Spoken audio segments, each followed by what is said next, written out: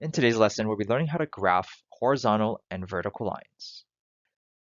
If you recall, horizontal lines have special equations. The first part tells you the axis it passes through, and the second part tells you the number it passes through. The equation of our first horizontal line is y equals -4. This part tells us the line passes through the y-axis, and this part tells us that it passes through -4. So on the y-axis, you're going to find -4. As you can see, this horizontal line passes through the y-axis at -4. This horizontal line also has a slope of 0 since this line is completely flat. It basically has no steepness, so you can describe it as 0. Our second horizontal line is y equals 2.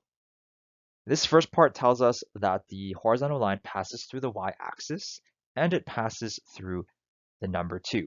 So on your y-axis, you're going to find the number +2.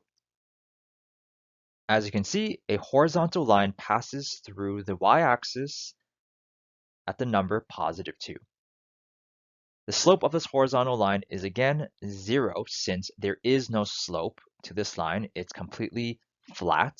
There is no steepness. If you recall, vertical lines also have special equations. The first part tells you the axis it passes through, and the second part tells you the number it passes through. The equation of our first vertical line is x equals 7.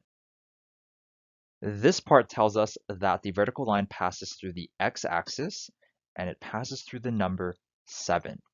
Locate the x-axis and find the number +7. Write a little dot right there. As you can see, this vertical line passes through the x-axis at the number 7. The slope of a vertical line is actually something called undefined. I like to think of it like this. A vertical line is so steep you can't really describe its steepness. Therefore, it's called undefined. Our second vertical line has an equation of x equals -3. The first part tells us that the vertical line passes through the x-axis, and this part tells us that it passes through the number -3. So look for the x-axis and locate the number -3. I want you to place a dot right over there.